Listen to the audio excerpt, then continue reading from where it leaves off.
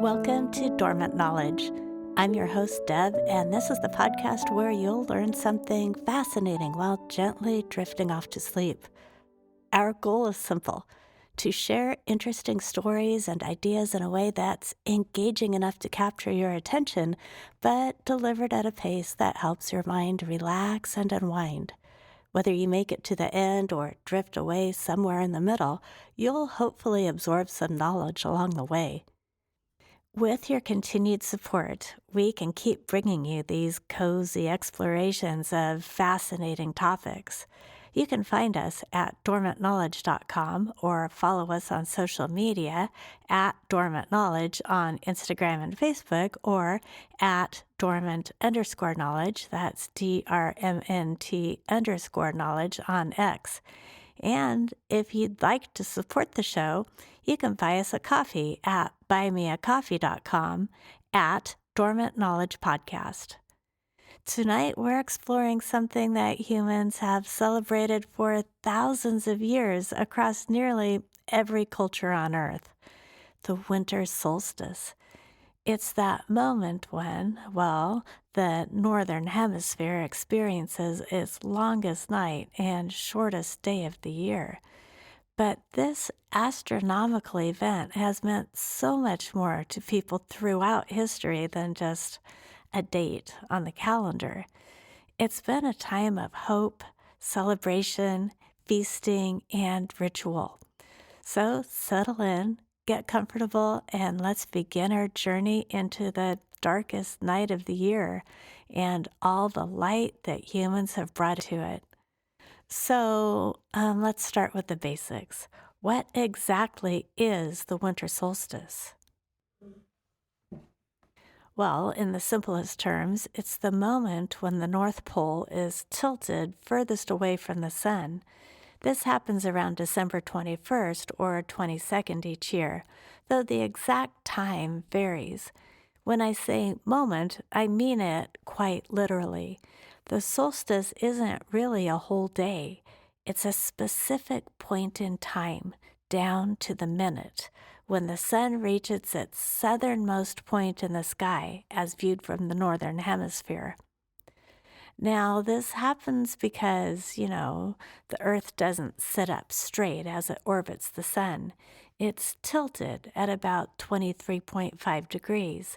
Imagine a spinning top that's leaning to one side. That's essentially what our planet is doing. And as we orbit around the sun over the course of a year, sometimes the Northern Hemisphere is tilted toward the sun. That gives us summer. And sometimes it's tilted away, which gives us winter. At the winter solstice, we are at the maximum tilt away from the sun. The sun appears at its lowest point in the sky at noon, and we get the fewest hours of daylight. Here in the Northern Hemisphere, anyway. South of the equator, they're experiencing their summer solstice at the exact same moment with their longest day of the year, which is kind of beautiful when you think about it. Half the world in its deepest darkness, the other half in its brightest light. But here's what makes this so significant to human cultures throughout history. The very next day after the winter solstice, the days start getting longer again, even if it's just by a minute or two at first. The sun begins its slow return, and for ancient peoples living without, electric lights and heated homes and grocery stores full of food year-round, this astronomical turning point was, it was everything. It meant survival. It meant hope. It meant the promise that spring would eventually come, that crops would grow again, that the world wouldn't stay frozen and dark forever.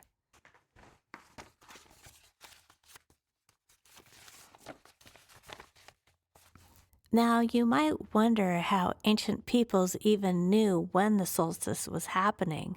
They didn't have calendars in the way we think of them, and certainly no astronomical charts or smartphone apps telling them the exact minute of the solstice.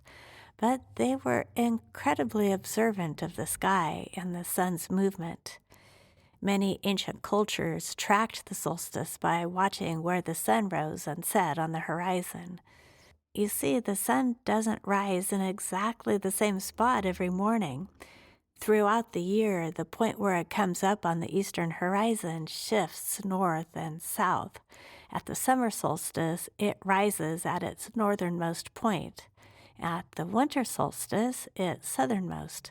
Then it reverses direction, essentially. The word solstice actually comes from Latin, sol meaning sun and sistere meaning to stand still, because for a few days around the solstice, the sun appears to rise and set in almost the same place before it begins its journey back. Ancient peoples would mark these points. They'd use, natural landmarks, a particular mountain peak, a distinctive tree, a notch in the landscape, or they'd build their own markers. And some cultures went much, much further than that. One of the most remarkable examples is Newgrange in Ireland. This is a passage tomb that's over 5,000 years old, built around 3200 BC, which makes it older than Stonehenge and older than the Egyptian pyramids of Giza. It's this massive circular mound of earth held up by a ring of standing stones, and there's a long passageway that leads to a central chamber. But here's the extraordinary thing. Above the entrance to this passage, there's a special opening called a roof box, and for most of the year, the interior of Newgrange is completely dark. But at dawn on the winter solstice, and for just a few days on either side of it, the rising sun shines directly through that roof box, and a beam of light travels down the 60-foot passage and illuminates the central chamber. It lasts for about 17 minutes, and this wasn't an accident. This was carefully, deliberately engineered over 5,000 years ago by people who understood the sun's movement with remarkable precision. We don't know exactly what rituals took place at Newgrange during the solstice, but the fact that they went to such extraordinary effort tells us how important this moment was.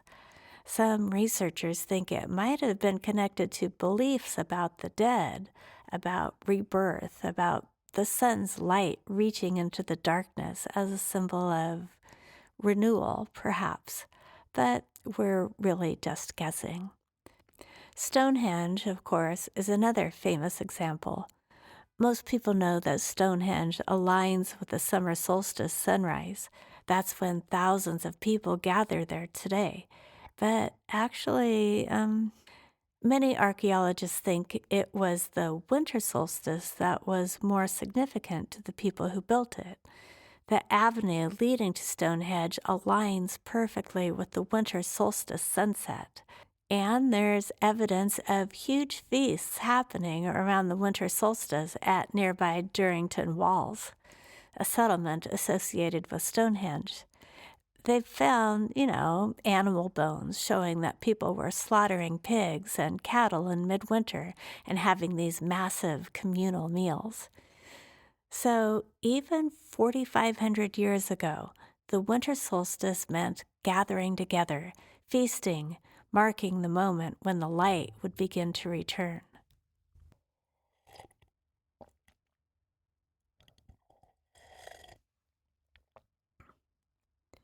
Now let's talk about some specific cultural celebrations, starting in the lands that would become Northern Europe.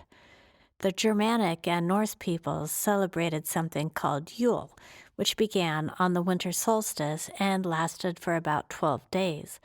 This was a major festival in pre Christian Scandinavia and other Germanic regions, and, well, many of its traditions have carried forward into modern Christmas celebrations, even though most people don't realize the connection. One of the most famous Yule traditions was the Yule log. Now, we think of this today as either a decorative log or, that chocolate dessert shaped like a log. But originally, this was a very serious ritual. Families would select a large log, ideally from an oak or ash tree, and they'd bring it into their home with great ceremony. The log would be lit using a piece of the previous year's Yule log, which they'd carefully saved, and then it would burn in the hearth throughout the Yule celebration.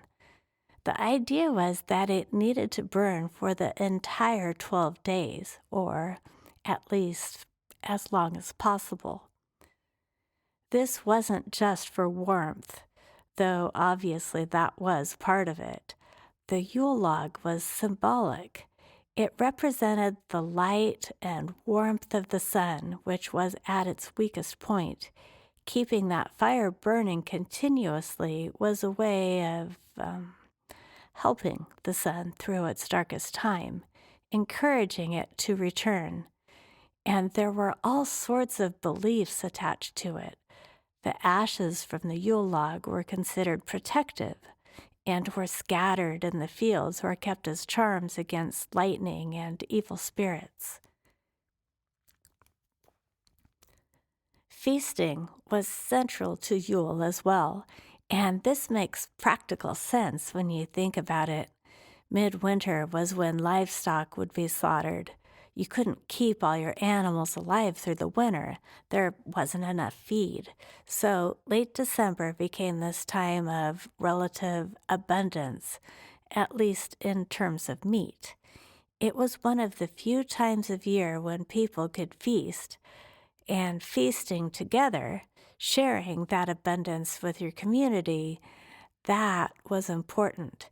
It reinforced social bonds during the hardest season. The Norse also had a tradition of making oaths during Yule, promises and resolutions for the coming year made over the drinking horn. Sound familiar? Our New Year's resolutions might trace back to this practice. Now, when Christianity spread throughout Northern Europe, the Church quite cleverly didn't try to eliminate these deeply rooted winter celebrations. Instead, they absorbed them. Christmas was placed right in the middle of the traditional Yule season. Many Yule customs were rebranded as Christmas customs. The Yule log became a Christmas log. The feasting continued but became associated with Jesus' birth.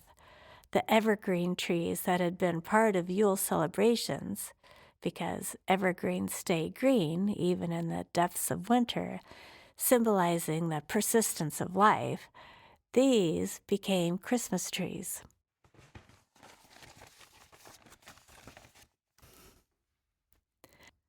But let's go back even further and to a different part of the ancient world.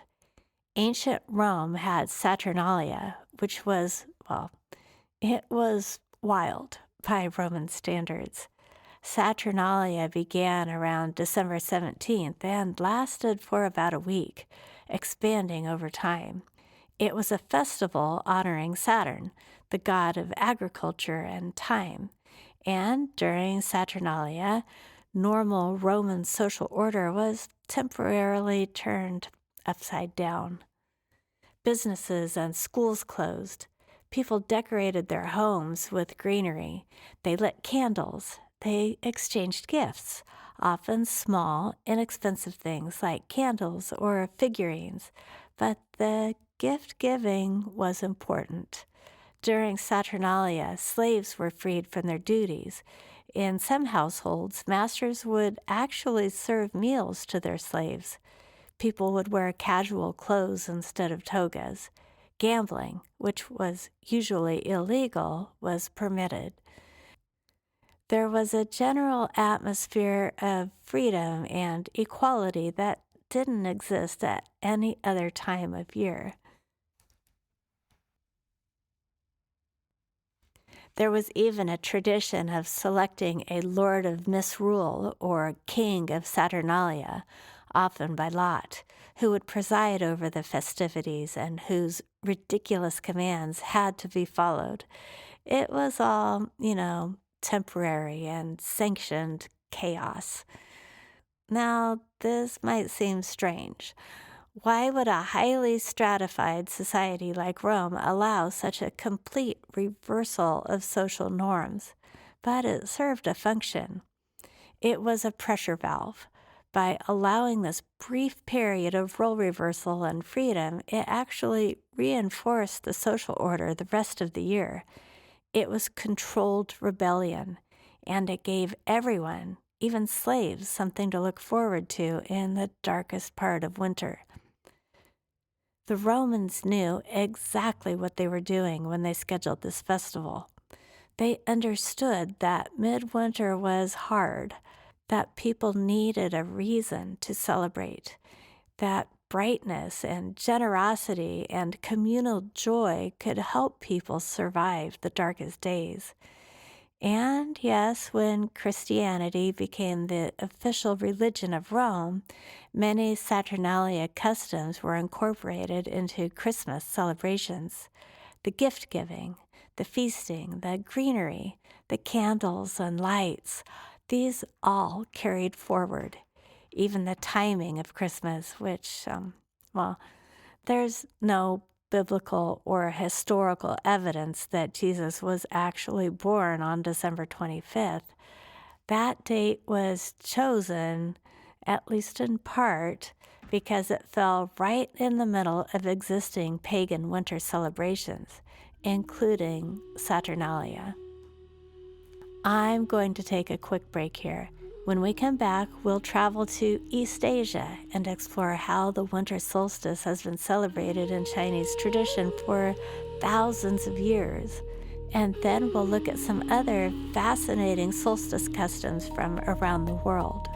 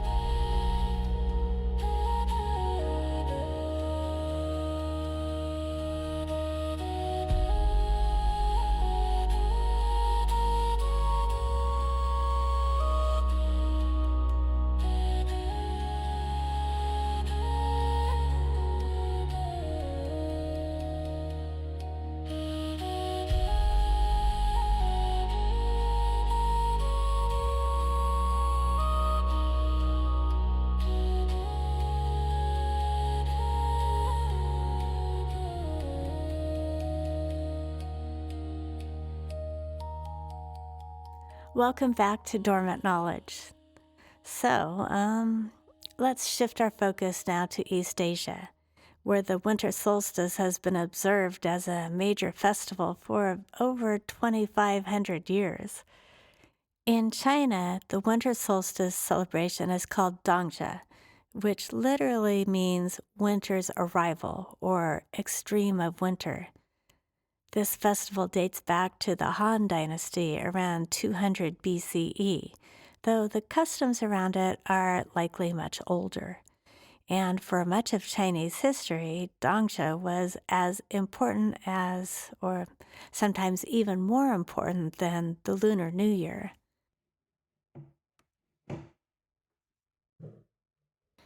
Now, the philosophical underpinning of Dongzhi is rooted in the concept of yin and yang, the idea of complementary opposites in balance. Winter, darkness, and cold are associated with yin energy. Summer, light, and warmth are yang. At the winter solstice, yin reaches its peak.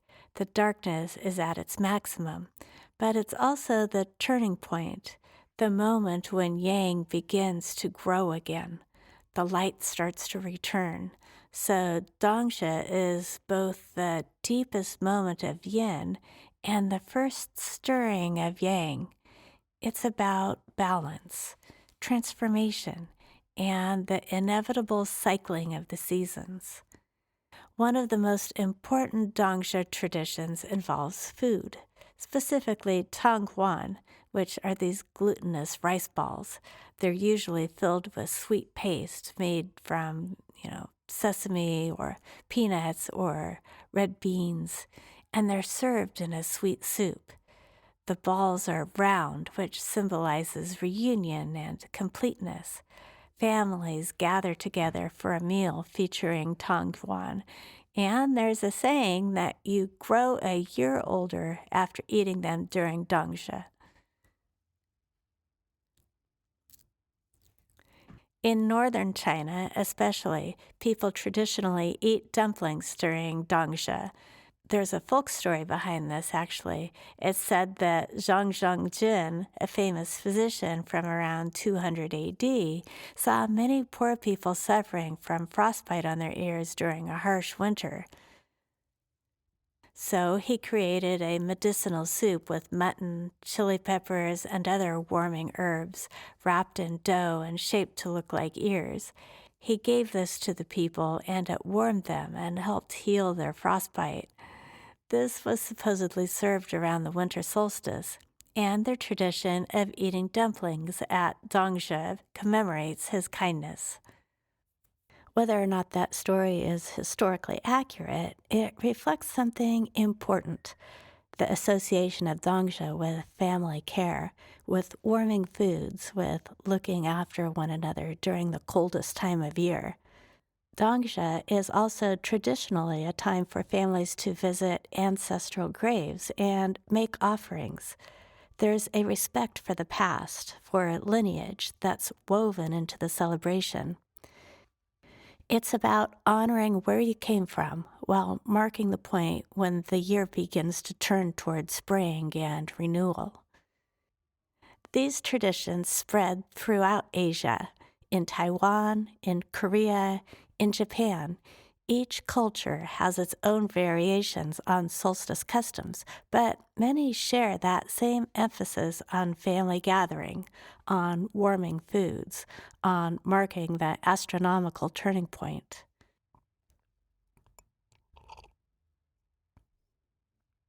Now let's travel to the Americas, because, of course, indigenous peoples in North and South America also developed sophisticated understandings of the solstice and their own rich traditions around it. The Hopi people of the American Southwest have a ceremony called soil, which takes place around the winter solstice. This is a complex ritual that lasts for 20 days, though the most important ceremonies happen around the solstice itself. Soil is focused on preparing for the coming year. The Hopi believe that at the winter solstice, the sun is symbolically reborn. During soil, prayer sticks are created. These are carefully crafted wooden sticks decorated with feathers and other materials. Each prayer stick represents a prayer for health, rain, good crops, harmony. They're made with great care and intention, and then they're placed at shrines and sacred locations. Kachinas, which are spirit beings in Hopi belief, are also central to soil. There are ceremonial dances, and kachina figures are given to children. These aren't toys exactly, they're teaching tools, ways of passing down spiritual knowledge and cultural values. Soil ceremonies aren't public. They're sacred and private to the Hopi community. But what we do know is that, like so many other winter solstice traditions around the world, soil is about renewal, about prayer for the future, about the community coming together at a crucial turning point in the year.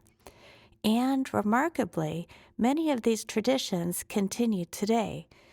The Hopis still perform soil ceremonies, maintaining a connection to practices that are hundreds, possibly thousands of years old. But here's where things get interesting in terms of the Southern Hemisphere. Inti Raymi, which honored Inti, the sun god, was celebrated in June, if using our modern Gregorian calendar, during the Southern Hemisphere's winter solstice. Because, of course, when it's December in the Northern Hemisphere and we're experiencing our winter solstice, the Southern Hemisphere is experiencing its summer solstice, the longest day, the peak of the sun's power.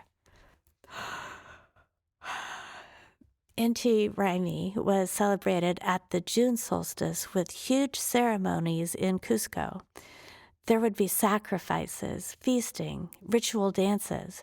It was one of the most important events in the Inca calendar. The Spanish conquistadors suppressed these ceremonies, but in modern Peru, Inti Raymi has been revived as a major cultural celebration. Every June, there's a massive reenactment of the ancient ceremony at Sacsayhuaman, the fortress above Cusco. Thousands of people participate, and it's become a powerful symbol of indigenous identity and cultural pride. So the cultural meanings can be quite different. In the Northern Hemisphere, the winter solstice is about the darkest day and the promise of returning light. In the Southern Hemisphere, December is summer. It's a time of abundance, of long days, of warmth. Their winter solstice, their longest day, comes in June. Let's travel now to Persia, modern-day Iran, and talk about Yalda Night, or Shab-e-Yalda. Yalda is celebrated on the winter solstice, and it's one of the oldest Persian festivals, with roots going back to ancient Zoroastrianism, possibly 5,000 years or more. Yalda means birth, and in this context, it refers to the birth of Mithra, an ancient sun deity. It's the celebration of light triumphing over darkness. The traditional way to celebrate Yalda is to gather with family and stay up all night, or at least late into the night. You're symbolically helping the sun through the longest night, keeping vigil until the light returns. And there's feasting, of course. The traditional foods for Yalda are really specific and symbolic. Watermelon and pomegranates are central. Now, you might think watermelon in December, but remember, this is a festival that originated in a warm climate, and preserved fruits were used. The red color of both watermelon and pomegranates is significant. It represents the glow of dawn, of life, of the sun. There are also nuts and dried fruits, which represent abundance and the hope for prosperity in the coming year. But one of the most beautiful Yalda traditions is the reading of poetry, especially the works of Hafiz. the beloved 14th century Persian poet. There's a tradition of bibliomancy. You make a wish, then open Hafez's divan, his collected poems, to a random page, and the poem you land on is read as a prediction or a guidance for your future. It's treated partly seriously, partly playfully, but it adds this layer of meaning and reflection to the celebration. Yalda is still widely celebrated in Iran and by Persian communities around the world. It's a time of family, for storytelling, for maintaining cultural connections across generations. I'm going to take another short break here. When we come back, we'll look at some of the common threads that run through all these diverse solstice celebrations, and we'll think about what the winter solstice means in our modern world.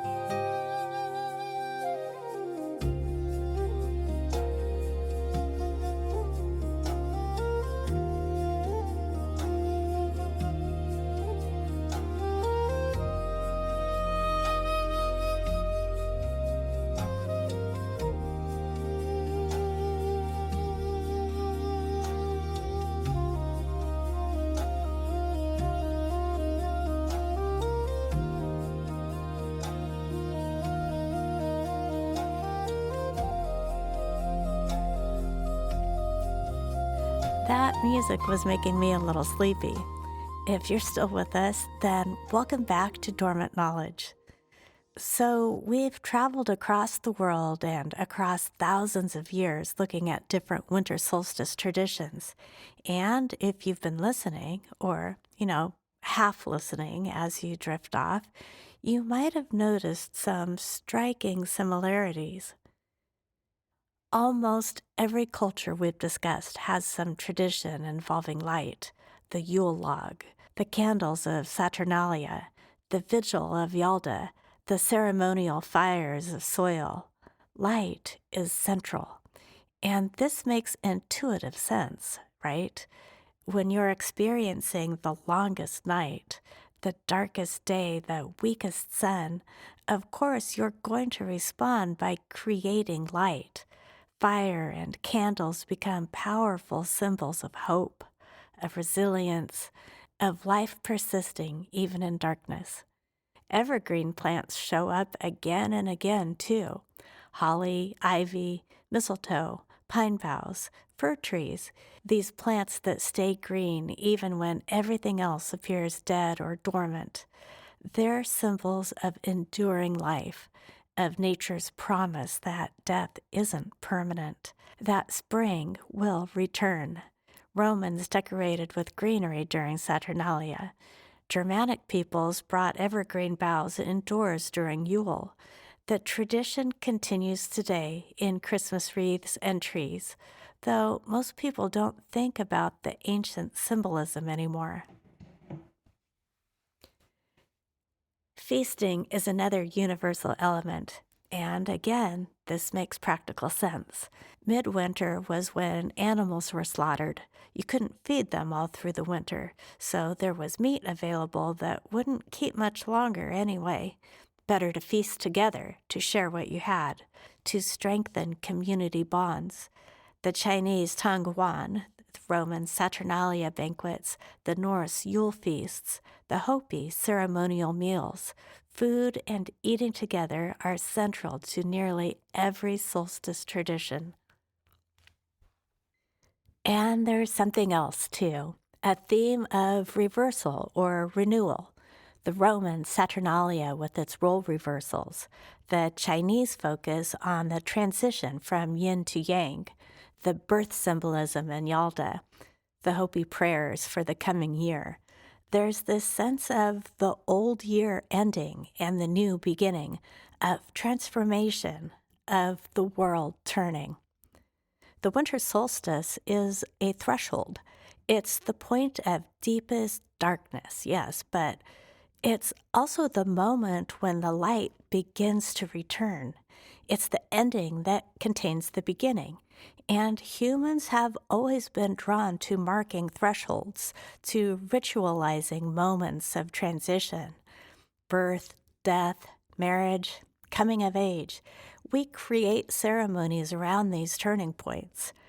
The winter solstice is the Earth's turning point, and we've responded by creating some of our most elaborate and enduring celebrations around it. Now, there's something interesting to consider about why humans might be almost programmed to respond this way to the winter solstice. For most of human history, we lived much more directly connected to the rhythms of nature than we do today. The changing seasons weren't just pleasant variations, they were life or death matters. Would there be enough food stored to last until spring? Would the cold be survivable? Would the sun really return, or might it continue to weaken until the world froze in permanent darkness? Of course, they knew from experience that the sun would return. They'd seen it happen every year of their lives. But there's something deep in human psychology that responds to this moment. The turning of the year, the return of the light, it gives us hope. It reinforces our belief in cycles, in renewal, in the possibility of new beginnings, even though we know intellectually that the seasons will continue their regular pattern. There's still something powerful about marking this moment, about celebrating together, about creating light in the darkness. And celebration itself, gathering with others, feasting, singing, staying up through the night, exchanging gifts, these activities strengthen social bonds. They create shared memories and shared meaning. For communities that needed to cooperate to survive the harsh winter, these festivals weren't frivolous. They were essential. They reminded people that they were part of something larger than themselves, that they would face the difficult months ahead together.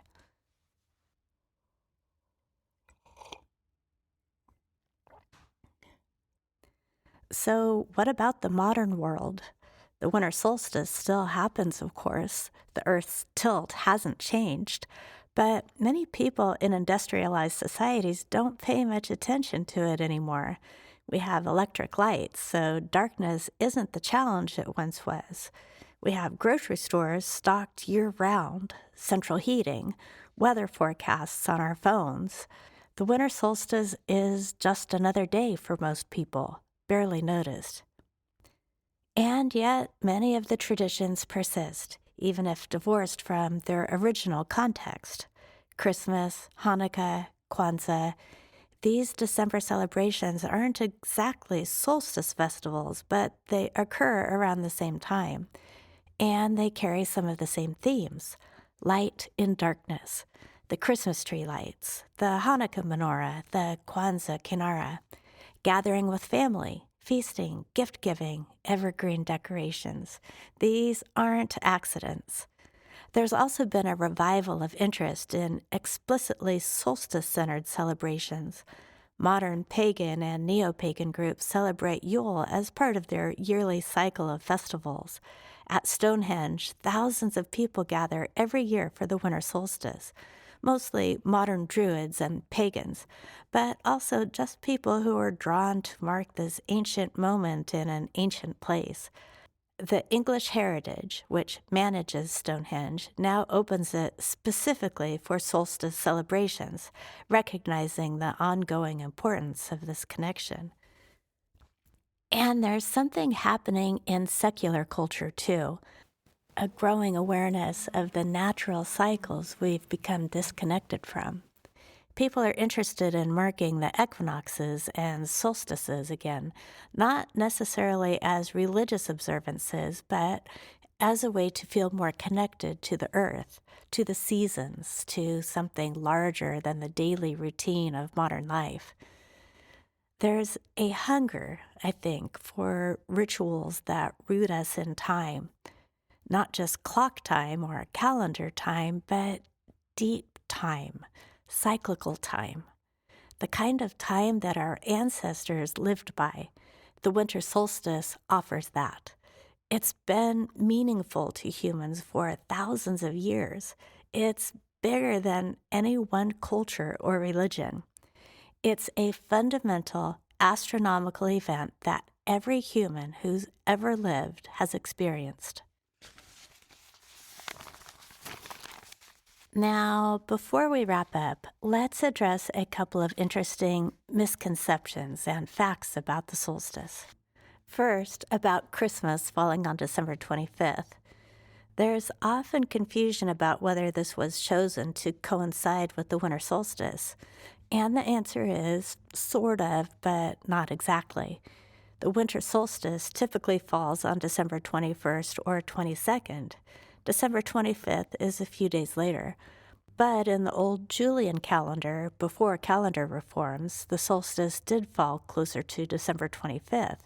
And, more importantly, the Romans celebrated the birthday of the unconquered sun, Dies Natalis Solis Invicti, on December 25th. This was a festival honoring Sol Invictus, the unconquered sun god, and it was closely tied to the solstice symbolism of the sun's rebirth, its triumph over darkness. When Christianity was establishing itself in the Roman world, December 25th was chosen as the date to celebrate Jesus' birth.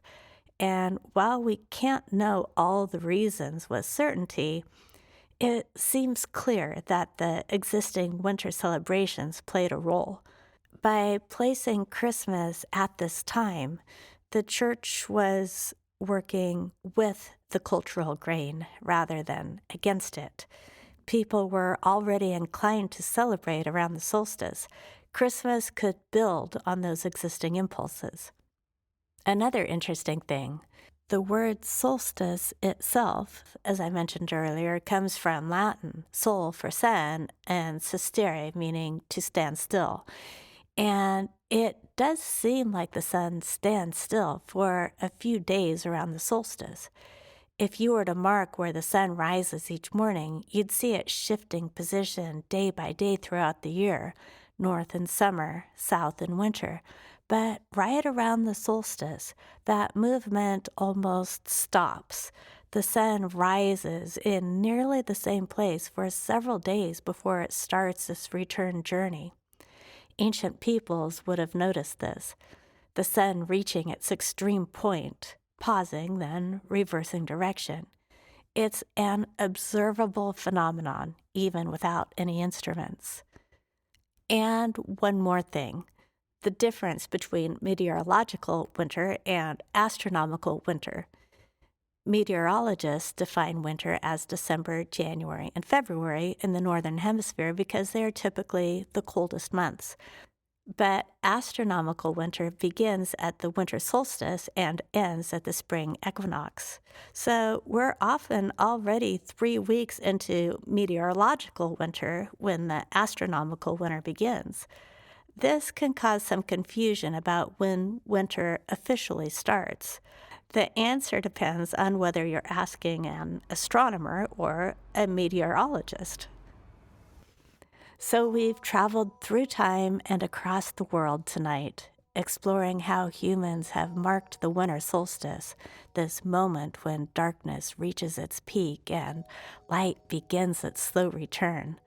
From the ancient tomb at Newgrange to modern celebrations at Stonehenge, from Roman Saturnalia to Chinese Dongzhi, from Germanic Yule to Persian Yalda, we've seen how diverse cultures developed strikingly similar responses to this astronomical event. Light and darkness, evergreens that promise life endures, feasts that bring communities together, rituals that mark transformation and renewal. These themes echo across millennia and across continents because they speak to something fundamental in the human experience. We've become somewhat disconnected from these natural rhythms in the modern world with our artificial lights and climate-controlled environments, but the solstice still happens. The earth still tilts. The darkest night still arrives, and the light still begins to return. And something in us still responds to that turning point, even if we don't quite remember why we string lights on trees or why we feel drawn to gather with the people we love when the year grows dark and cold. Perhaps it's worth pausing, even in our busy modern lives, to mark this moment, to notice the darkness, to celebrate the light, to reflect on cycles and renewal, to connect with traditions that are far older than any of us. Thank you for listening to Dormant Knowledge. If you're still awake and hearing my voice, I appreciate your attention. But if you've drifted off to sleep somewhere along the way, which was partly the goal, then you won't hear me say this anyway. Either way, I hope some knowledge about the winter solstice and humanity's long relationship with the longest night has made its way into your consciousness or perhaps your dreams. Until next time, this is Deb wishing you restful nights and curious days.